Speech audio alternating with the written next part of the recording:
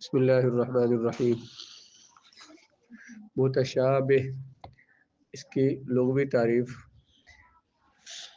یہ متشابہ مصدر سے متشابہ جو ہے تشابہ یا تشابہ تشابہا فہو متشابہ، یہ اس میں فاعل کا صیغہ ہے جس کا معنی ہوتا ہے تماثیل، مثل ہونا، ایک شے کا کسی دوسری شے جیسا ہونا۔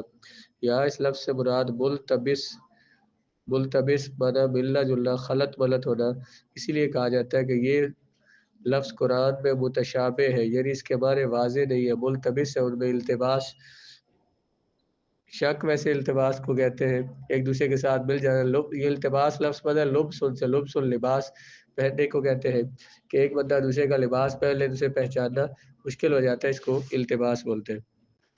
راویوں کے نام تلفظ میں، بولنے میں اور لکھنے میں، کتابت میں متفق ہوں، ایک جیسے ہوں، لیکن ان کے آباء کے نام صرف تلفظ میں مختلف ہوں، نہ کہ کتابت یا اس کے برعکس ہوں۔ راویوں کے نام تلفظ میں، لکھنے میں، بولنے میں اور لکھنے میں ایک جیسے ہوں، لیکن ان کے آباء کے نام جو ہے وہ صرف تلفظ میں، بولنے میں تو مختلف ہوں، لکھنے میں ایک جیسے ہوں، یا لکھنے میں مختلف ہوں اور بولنے میں ایک جیسے ہوں۔ اس کے برعکس ہو کا مطلب کیا ہے؟ تلفظ میں مختلف ہو، کتابت میں لکھنے میں مختلف نہ ہو، یعنی ایک جیسے ہو، یا اس کے برعکس ہو مطلب لکھنے میں مختلف ہو اور بولنے میں ایک جیسے ہو۔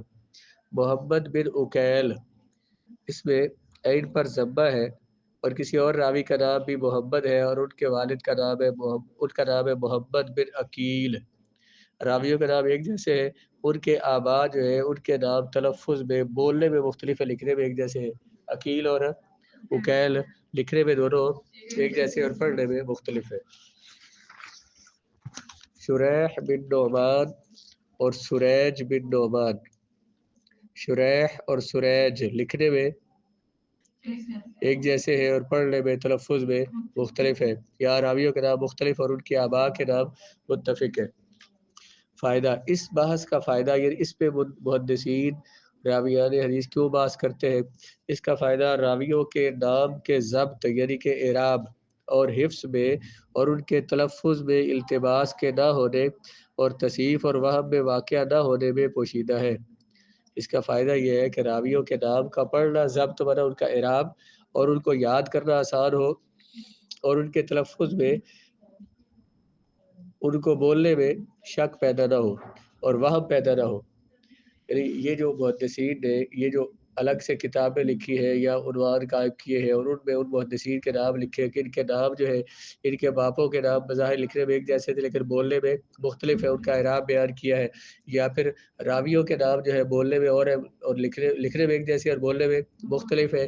تو یہ لکھنے کا فائدہ کیا تھا؟ تاکہ راویوں کے نام ایک تو پڑھنا آسان ہو، ان کا اعراب پتہ چلے، اور دوسرا ان میں آپس میں شک التباس نہ پڑے، ایک دوسرے کے ساتھ وہ مل نہ جائے، کہ بندے کو پہچان نہ ہو۔ جب اسے پہچان، راوی کو، جب حدیث پڑھنے والے کو جب ان راویوں کی پہچان نہیں ہوگی، اب وہ ایک راوی کی جگہ دوسرے کو سمجھ لے گا، وہ ہو سکتا ہے کہ ان میں ایک راوی جو ہے وہ صحیح ہو اور دوسرا راوی جو ضعیف ہو، تو ضعیف کو دوسرے کے ساتھ ملا دے، اسے فرق پتہ نہ چلے۔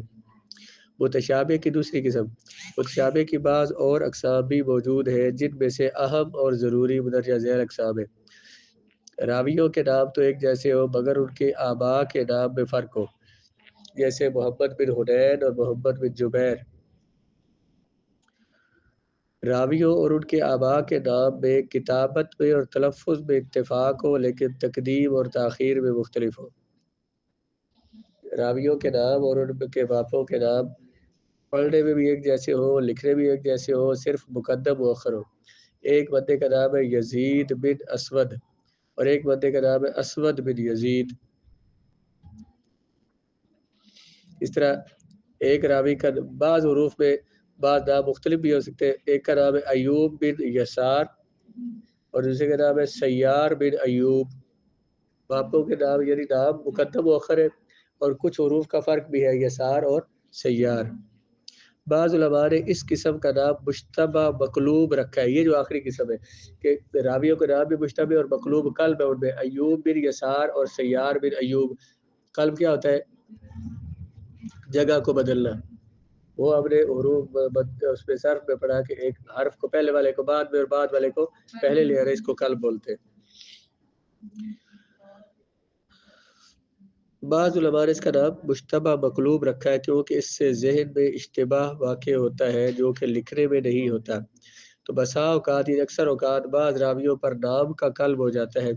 اس بارے میں خطیب نے ایک کتاب لکھی ہے، خطیب بغدادی نے، اس کا نام ہے رافع الارتیاب فی المقلوب من الاسماء والانساب۔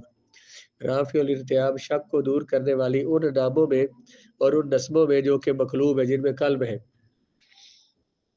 اس پر کتابیں تلخیص المتشابہ فی الرسم وحمایت ما اشکل عنہ عن بوادر التصحیف والوہم، تلخیص المتشابہ فی الرسم وحمایت ما اشکل منہ عن بوادر التصحیف والوہم، یہ خطیب بغدادی کی کتاب ہے۔ تال التخلیص، تالیون تھا، تال التخلیص، یہ بھی خطیب کی کتاب ہے۔ یہ گزشتہ کتاب کا تتمہ ہے، اس کو مکمل کرنے والی ہے یا اس کا حاشیہ ہے، اور اس پہ اسے تعلیق شمار کیا جاتا ہے، مطلب اسی کی وضاحت میں چیزیں لکھی گئی ہیں، نئی باتیں اس کے ساتھ ملائی گئی۔ یہ دونوں عمدہ اور بے نظیر تصنیفات ہیں، اس نوع پر کوئی کتاب تصنیف نہیں کی گئی، یہ ان کے علاوہ اور کوئی کتاب نہیں ہوگی۔ یہ خطیب بغدادی کی دو کتابیں۔ المہمل، محمل جو ہے احمال اور مصدر سے اس میں مفعول کا صیغہ ہے، احمل یحمل احمالا فهو محمل، تو اس میں ظرف کیا آئے گا؟ محمل،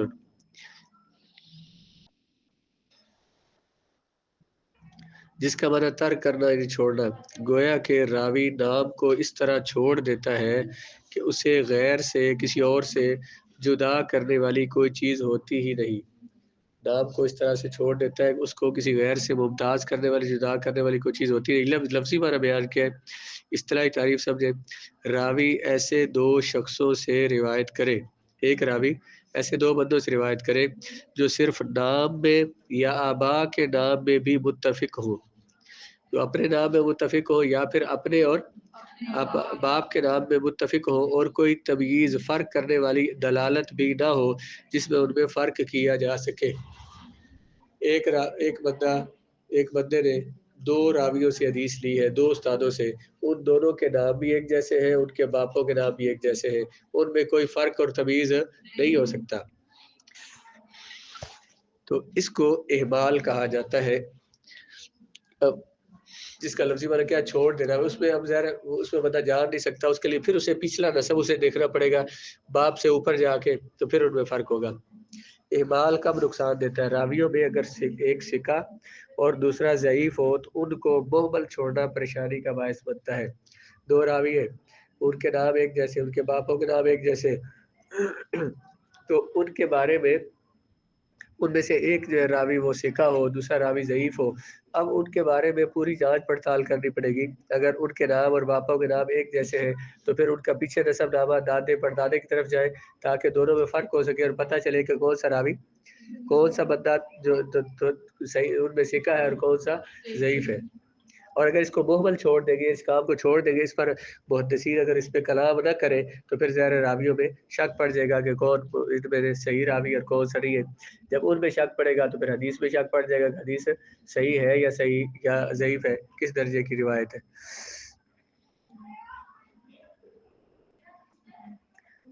راویوں کو اس طرح محمل چھوڑنا پریشانی کا باعث ہوتا ہے کیونکہ ہمیں معلوم نہیں ہو سکتا کہ یہاں مروی عنہ کون ہے۔ بسا اوقات، اکثر اوقات اسے ضعیف شمار کر کے حدیث کو ضعیف قرار دیا جاتا ہے، لیکن جب دونوں راوی ثقہ ہو تو پھر احمال، اسے چھوڑ دینا صحت حدیث میں کوئی نقصان پیدا نہیں کرتا۔ وہ جو دو راوی ہے جن کے نام ایک جیسے ہیں، جن کے باپوں کے نام بھی ایک جیسے ہیں، اگر ایک ثقہ ایک ضعیف ہے تو پھر اس کو محمل نہیں چھوڑنا چاہیے، پھر ان کے بارے میں پوری جانچ پڑتال کرنی چاہیے کہ کون سا راوی ثقہ ان میں سے کون ضعیف ہے۔ لیکن اگر دونوں ثقہ ہے یا دونوں ضعیف ہے تو پھر ان کے بارے میں نہ بھی پتہ کیا تو پتہ ہے کہ دونوں ضعیف راوی ہیں، پھر وہ ان کو محمل چھوڑ دیا تو اس میں حرج نہیں ہوگا۔ لیکن جب دونوں ثقہ ہو تو پھر احمال حدیث کے صحیح ہونے میں کوئی نقصان نہیں کر سکتا، کیونکہ مروی عنہ کوئی بھی حدیث سے صحیح ہوتی ہے، کوئی بھی ہو मरवी अन हो जिससे हदीस रिवायत की गई है, वो दोनों रावी जब सिका है तो कोई भी उन दोनों में से कोई भी रावी हो जब हदीस सही है तो फिर वो सही कहलाएगी। एमाल की मिसालें, जब दोनों रावी सिका हो, सही बुखारी में वाक़ रिवायत जो इमाम बुखारी ने अहमद से बयान की है, और इमाम बुखारी ने इमाम अहमद का नसब बयान नहीं किया, वो इब्ने वहब से बयान करते हैं। इमाम बुखारी ने कहा कि मैं अहमद से रिवायत करता हूँ और वो इब्ने वहब से रिवायत करते हैं। यहाँ अहमद से मुराद या तो अहमद बिन साले हो सकते हैं या अहमद बिन ईसा हो सकते हैं, और ये दोनों ही सिका है। जब इमाम ने सिर्फ अहमद बयान किया है, आगे उनके बापों के नाम भी बयान नहीं किए, उनका नसब भी बयान नहीं किया, फ़र्क नहीं किया दोनों में, तो इस वजह से नहीं किया क्योंकि दोनों रावी सिका है, इसलिए जो भी उनमें से मुराद है तो हदीस सही होगी। जब एक रावी सिका और दूसरा ज़ईफ़ हो, सुलेमान बिन दाऊद और सुलेमान बिन दाऊद, अगर इससे मुराद सुलेमान बिन दाऊद खौलानी हो तो वो सिका है, और अगर सुलेमान बिन दाऊद यमानी हो तो वो ज़ईफ़ है। अब इसके लिए तहकीक करनी पड़ेगी। मुहमल और मुबहम में फ़र्क, इन दोनों में फ़र्क इस तरह होता है कि मुहमल की सूरत में नाम ज़िक्र होता है लेकिन मुअय्यन नहीं होता, जबकि मुबहम में नाम ही ज़िक्र नहीं होता। मुहमल किसे कहते हैं? वो रिवायत जिसमें रावी का नाम तो जिक्र होता है लेकिन रावी मुतय्यन नहीं होता, और मुबहम में ना तो नाम ही जिक्र नहीं किया जाता कि वो रावी कौन सा है। इस पर खतीब बगदादी किताब अल मुकमिल फ़ी बयान अल मुहमिल, अल मुकमल होगा या मुकमिल होगा, फ़ी बयान अल मुहमल, मारिफतुल मुबहमात, अल मुबहमात मुबहम की जमा है, जो अल इबहाम मस्दर से इसमें मफूल का सीगा है, जिसका मतलब होता है गैर वाज़ेह, जो वाज़ेह ना हो, और ये ईदाह की ज़िद है।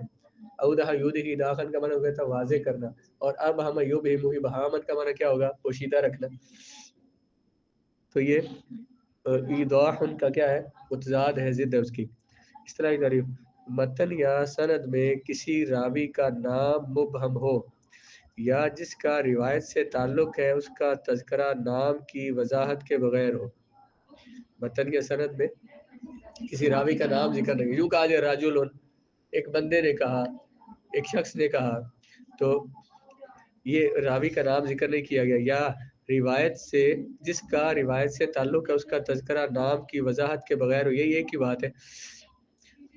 तो इबहाम जो होगा या तो सनद में होगा, अगर सनद में इबहाम हो तो सही हदीस या ज़ईफ़ हदीस का हुक्म लगाने के लिए सबसे पहले ये पता करना है कि वो रावी जिसको रजुल कहा गया है वो कौन है, उसके बारे में पता करना ज़रूरी है। जब उस रावी की पहचान होगी तो पता चलेगा वो रावी सिका है या ज़ईफ़ है। तो सिका होगा तो उसकी हदीस का दर्जा भी उसी तरह से बनेगा, अगर ज़ईफ़ होगा तो उसकी हदीस ज़ईफ़ कहलाएगी। अगर इबहाम सनद में हो तो सही हदीस या ज़ईफ़ हदीस का हुक्म लगाने से पहले इसकी ज़रूरत है कि रावी के सिका या ज़ईफ़ होने का इल्म हो। तो वो कैसे पता चलेगा? उसका पहले नाम पता करेंगे, नाम पता करेंगे, उसकी शख्सियत का पता चलेगा, फिर ये और उसमें पहचान होगी कि सिका है या ज़ईफ़ है। अगर इबहाम मतन में हो, अगर मतन में इबहाम हो तो उसकी मार्फत के बहुत से फ़ायदे हैं। सबसे ज़ाहिर और मारूफ फ़ायदा ये है कि साहिब वाक़या या साइल की मारिफत होती है, हत्ता कि अगर हदीस में उसकी कोई फ़जीलत या मरकबत ज़िक्र होती है तो हम उसे मालूम कर लेते हैं। अगर इबहाम किस में हो? मतन में, हदीस के अल्फाज में, पीछे सनद है। सनद मतन किसे कहते हैं भला? जहाँ सनद का इख्तिताम होता है। सनद किसे कहते हैं? रावियों का वही सिलसिला जो हमें हदीस तक पहुँचाता है, उसको सनद बोलते हैं, और जहाँ सनद की इंतहा होती है तो वहाँ से जो कलाम शुरू होता है वो हदीस का मतन होता है। अगर मतन में इबहाम हो तो उसकी मतन में कोई लफ्ज़ जो है ना वो ऐसा है हदीस के जिसका माना वाज़ेह नहीं है, तो उसको उसका माना मालूम करना चाहिए, उसके बहुत से फ़वाइद हैं। सबसे ज़ाहिर फ़ायदा ये है कि साहिब वाक़या या जो जिसका वो वाक़या बयान हो रहा है जिस शख्सियत का, मतन के अंदर मसलन एक से एक रावी हदीस बयान करते हैं कि रसूलुल्लाह अलैहि सल्लम ने ऐसे फरमाया, तो आगे से फलाँ एक आदमी ने ऐसे कहा, अब वहाँ पे उन्हें नाम लेना चाहिए। अगर वो कहते हैं एक आदमी ने कहा, तो अगर तो हुज़ूर की बारगाह है तो सहाबी है, उसके बारे में तो बात होगी नहीं, क्योंकि सहाबी कोई भी है। अगर रजुल ही ज़िक्र किया तो कोई हर्ज नहीं है, उसको उसमें तो बात नहीं होगी।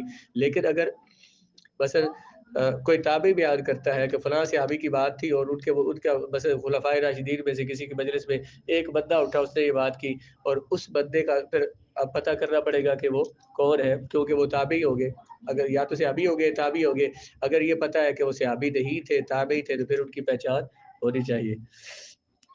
اس کے جاننے کے بہت سے فوائد ہیں، اور معروف فائدہ یہ ہے کہ صاحب واقعہ جس کا وہ واقعہ ہے یا جو وہاں پہ سوال کر رہا ہے سائل ہے، اس کا پتہ چلتا ہے، حتیٰ کہ اگر حدیث میں اس کی کوئی فضیلت یا مرتبت ذکر ہوتی ہے، حدیث میں اس کی کوئی تعریف ہو رہی ہے کسی بندے کی، تو وہ ہمیں معلوم ہوتی ہے۔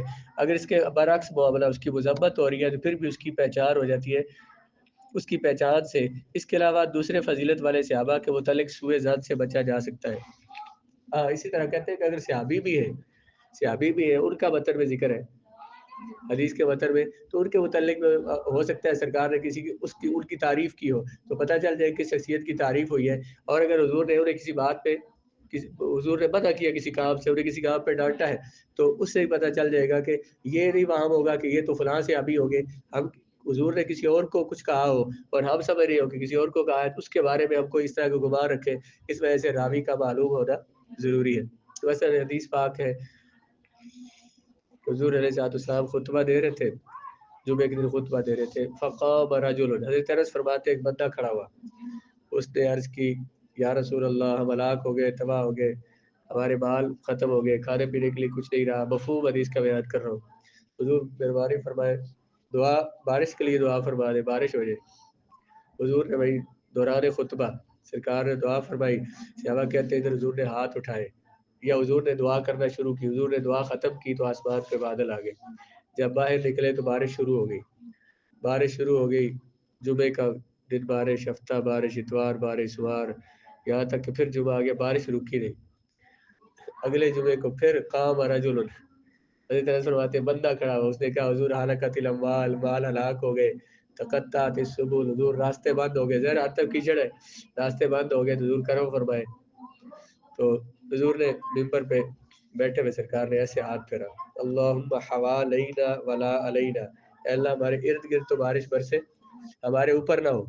صحابہ کہتے ہیں کہ ہم نے جب جیسے حضور کی انگلی پھرتے گئی بادل کٹتے گئے، اور مدینے کے اندر دھوپ تھی اور باہر بارش ہو رہی تھی، تو فرماتے ہیں کہ جو ہے نا ہم دور سے دیکھ رہے ہیں کہ باہر بارش ہو رہی ہے، مدینے پر ہوا ایسے سورج چمک رہا ہے جیسے سونا چمک رہا ہونا یا چاندی سے چمکتی ہے، اس طرح کے لفظ حدیث میں، اس طرح سے ادھر دھوپ ہے اور ادھر جو ہے نا وہ بارش ہو رہی ہے۔ تب اس حدیث میں رجل کہا انہوں نے، یہاں پہ کوئی جن صحابی کی بات کی ہے، نہ تو ان کی کوئی تعریف ہو رہی ہے تو نہ ان کی مذمت ہو رہی ہے، اس لیے نہیں بھی معلوم تو خیر ہے۔ تو یہاں پہ جب ہم نے حدیث پڑھی تو استاد صاحب نے فرمایا کہ جناب انس نے یہاں پہ نام نہیں لیا کہ کون راوی ہے، اگر صحابی ہوں گے تو جانتے انہیں ہو گے، نام لے لیتے۔ تو اس پہ انہوں نے فرمایا کہ لگتا یوں ہے کہ حضور ممبر پر ہے، جناب انس جو ہے اور صحابہ حضور کا خطبہ، حضور کی باتیں اتنی توجہ سے سنتے، ان کی نظریں سب کی رسول اللہ کی طرف ہوتی۔ اور ایک حدیث میں تو یہ ہے کہ حضور صحابہ ایسے بیٹھتے ادب سے کہ جیسے سر بھی ایسے نہیں کرتے تھے، وہ ان کے سروں پہ پرندے بیٹھے اگر ہلائیں گے تو اڑ جائیں گے۔ تو صحابہ کرام جب حضور بات فرما رہے ہوتے، کچھ حضور تشریف فرما ہوتے، صحابہ کی نظر ادھر کہیں جاتی نہیں تھی، اس لیے جناب انس فرماتے ہیں ہم تو رسول اللہ کو دیکھتے ہیں جب حضور بات کرتے ہیں، تو ہمیں کیا پتہ کون تھا، بس اس نے بات کی، ہم نے بات بیان کر دی، باقی کسی اور کی طرف دیکھنا ہی نہیں، کیونکہ جو شیخ المحدثین جب موجود ہے، سید الانبیاء تشریف فرمایا، تو ان کے ہوتے ہوئے کسی طرف دیکھتے نہیں، اس لیے کہا رجل، ایک بندہ تھا، پتہ نہیں کون تھا، ہمارا مطلب ہے بات کرنے کی، ہم نے رسول اللہ کی شان بیان کرنی تھی، وہ بیان کر دی، بندہ کوئی بھی تھا۔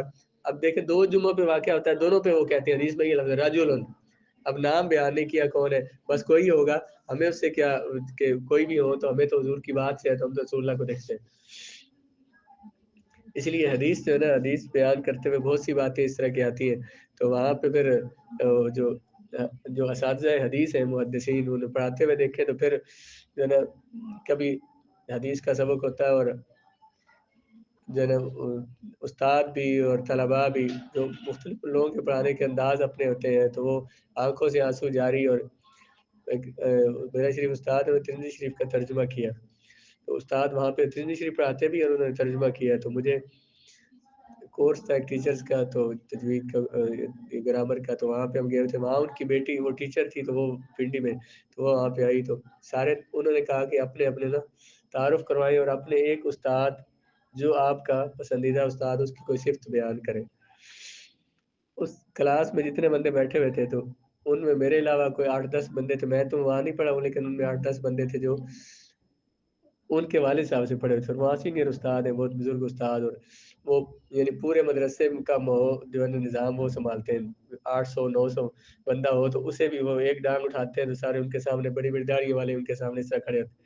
ان سب نے ان کا نام لیا. میرے پسندیدہ استاد علامہ عبدالرزاق صاحب ہیں جو بیرے شریف میں پڑھاتے ہیں. میں ایک ایک بات انہوں نے کہا تھا بتائیں, 1-2 باتیں انہوں نے بتائی تو انہوں نے کہا بس بات اگلے 5 بندوں نے نا ان کی بات بیان کی.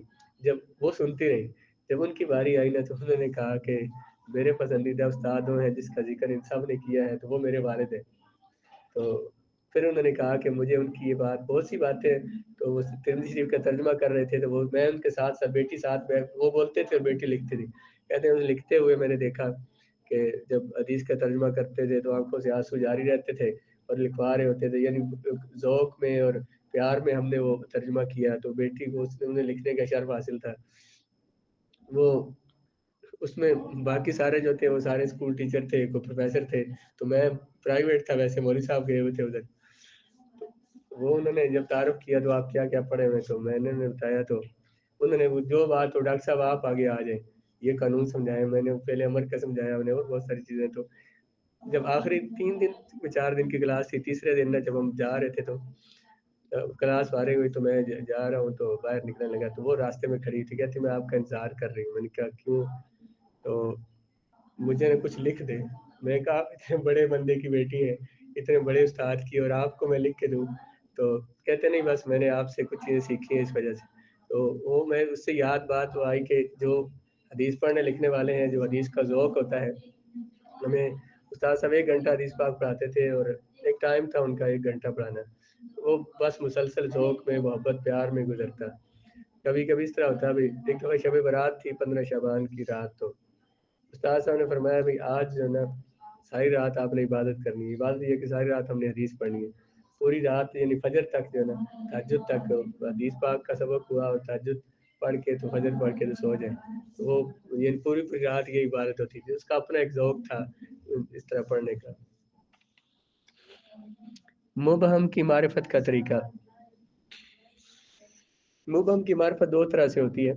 بعض دوسری روایات میں اس کا نام اور شخصیت ذکر ہوتا ہے, یعنی ایک راوی ایک جگہ مبہم ہے, کسی اور روایت میں اس راوی کا نام ذکر ہوتا ہے. دیکھیں آپ موطا شریف میں پڑھتے ہیں, آپ صحیح بخاری میں, مسلم میں دیکھیں گے ایک حدیث ہے, اس کو امام بخاری نے 4 سندوں کے ساتھ ذکر کیا, 5 سندوں کے ساتھ ذکر کیا. ایک سند میں اس راوی کا نام معلوم نہیں ہے, رجل ذکر کر دیا, اور اگلی سند میں, دوسری سند میں, کسی دوسری حدیث میں اس کا نام آ گیا. اس طرح اس مبہم راوی کی پہچان ہو جاتی ہے. اہل سیر کی صراحت میں سے ان میں سے اکثر کی معرفت ہوتی ہے. سیرت کے جو علماء ہیں, جو علماء محدثین جو ہے جنہوں نے صحابہ کی سیرت پہ کلام کیا ہے, تو وہ ان کی کتابیں پڑھنے سے اس مبہم راوی کی کبھی پہچان ہو جاتی ہے. اقسام یعنی ابہام کی قسمیں. ابہام کبھی زیادہ ہوتا ہے اور کبھی کم. اس میں زیادتی اور کمی کے اعتبار سے ابہام کو 4 قسموں میں تقسیم کیا جاتا ہے. بعض راوی مبہم ہوتے ہیں اور ان کے ناموں میں ابہام زیادہ ہوتا ہے اور بعض میں کم ہوتا ہے. مرد ہو یا عورت, جیسے حضرت عبداللہ ابن عباس سے مروی حدیث ہے, ان رجلا قال یا رسول اللہ الحج کل عام. حضرت عبداللہ ابن عباس نے فرمایا, جب حضور نے فرمایا نا کہ تم پر حج فرض کیا گیا ہے, تو ایک آدمی نے کہا کیا حضور ہر سال لازم ہے؟ یہ سوال کرنے والا یہاں پہ رجل ہے اس لفظ, تو وہ اتنا تو پتا ہے کہ رجل کسی مرد نے سوال کیا. اب وہ کون تھے, یہ بات محدثین نے بیان کیا کہ اقرا بن حابس تھے, یہ دیہات کے رہنے والے صحابی تھے. تو انہوں نے جب پوچھا نا کہ کیا ہر سال حج لازم ہے, تو سرکار خاموش رہے. 3 مرتبہ انہوں نے سوال کیا. حضور نے فرمایا اگر میں کہہ دوں کہ ہر سال لازم ہے تو پھر ہر سال کرنا پڑے گا, سب کو کرنا پڑتا. سرکار جو فرما دے تو وہ بات تو ظاہر ہے, حضور اشارے ہے, شریعت کے مالک اللہ تعالیٰ. حضور نے فرمایا اگر میں کہہ دیتا, فرمایا نہیں, وہ مسواک کی آپ نے حدیث نہیں پڑھی, لولا ان اشق علی امتی لامرتم بالسواک عند کل صلاۃ. اگر میں امت پر مشکل نہ سمجھتا تو ہر نماز پہ مسواک کو لازم کر دیتا. تو حضور فرما دیتے. تو کسی نے کہا نا کہ تمہارے منہ سے جو نکلی وہ بات ہو کے رہی, کہا جو دن کو یہ شب ہے, کہا جو شب کو یہ دن ہے تو دن ہو کے رہا، کہا جو دن کو یہ شب ہے تو رات ہو کے رہی، جو فرما دیں گے وہ ہو جائے گا۔ یعنی حضور نے فرمایا مولا علی کی نماز قضا ہو رہی ہے، رات شام ہو رہی ہے، تو دن ہو جائے تو دن ہو گیا، تو کہا شب کو یہ دن ہے، کہا جو دن کو یہ شب ہے تو رات ہو کے رہی۔ بیٹی یا بیٹا، اسی سے کسی نے کہا اخن کا لفظ بولا کہ مثلا راوی کا نام نہیں ذکر کیا، کہا کہ فلاں کے بھائی نے کہا، یا اختن فلاں کی بہن نے کہا، ابن الاخی فلاں کے بھتیجے نے کہا، فلاں کی بھتیجی نے کہا۔ تو جب سند یا متن میں مذکورہ الفاظ میں سے کسی لفظ کا ذکر مبہم طریقے سے ہو تو یہ بھی بہام ہے، اس کی بھی وضاحت چاہیے ہوتی ہے۔ جیسے ام عطیہ کی حدیث میں ہے کہ انہوں نے نبی کریم علیہ السلام کی بیٹی کو پانی اور بیری کے پتوں سے غسل دیا۔ اب لفظ کیا تھے حدیث میں؟ غسلت، انہوں نے حضور غسل دیا ابنۃ رسول اللہ، رسول اللہ کی صاحبزادی کو۔ اب حضور کی 4 صاحبزادیاں ہیں، تو ان میں سے کن کو انہوں نے غسل دیا؟ تو کہتے ہیں حدیث میں وہ لفظ مبہم تھا، اب محدثین نے بتا دیا کہ ان سے مراد یعنی وہ، جب کی وہ بات ہے تو اس زمانے میں یعنی سیرت کی کتابوں سے پتہ چلتا ہے کہ یہ سیدہ زینب رضی اللہ تعالیٰ عنہ ان کو غسل دیا انہوں نے۔ چچا یا پھوپھی، یعنی یہ بول رہے ہیں کہ جو حدیث میں مبہم لفظ ہوتے ہیں نا، وہ کون سے ہو سکتے ہیں؟ کبھی رجل کا مرد یا عورت کا لفظ ہوتا ہے، رجل یا امراتن، اب اس کی وضاحت نہیں کہ وہ رجل کون ہے۔ کبھی ابن اخن ہوتا ہے، اس کی وضاحت نہیں ہوتی۔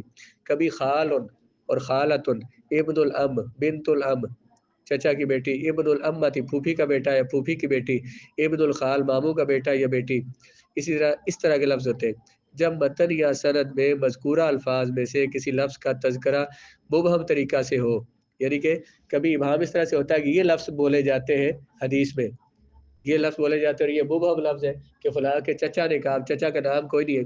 اس کی مثال دیتے ہیں جیسے رافع بن خدیج کی حدیث مخابرہ کے حرام ہونے پر ہے، وہ اپنے چچا سے روایت کرتے ہیں۔ اس میں سند میں لفظ کیا ہے کہ رافع بن خدیج کس سے روایت کرتے ہیں؟ اپنے چچا سے۔ وہ چچا کا نام یہاں ذکر نہیں ہے، یعنی اس سند میں ذکر نہیں ہے، ان کا نام کیا تھا؟ زہیر بن رافع تھا۔ جیسے حضرت جابر کی پھوپھی والی روایت ہے جو ان کے باپ کے غزوہ احد کے دن شہید ہونے پر روئی تھی۔ حضرت جابر بن عبداللہ رضی اللہ تعالیٰ عنہ کے والد عبداللہ رضی اللہ تعالیٰ عنہ وصال فرما گئے، تو وہ ان کی پھوپھی رو رہی تھی، اور پھوپھی کا نام کیا تھا؟ فاطمہ بنت عمر تھا۔ بیوی اور شوہر، یعنی متن یا سند میں لفظ زوج یا زوجہ کا لفظ ہوتا ہے اور وہ مبہم ہوتا ہے، ظاہر ہے زوج کا نام بیان نہیں ہوا، زوجہ کا نام بیان نہیں ہوا۔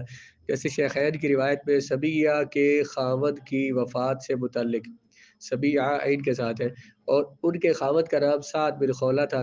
عبد الرحمن بن زبیر کی زوجہ والی روایت جو رفاع کرزی کے نکاح میں تھی، اس نے انہیں طلاق دے دی تھی۔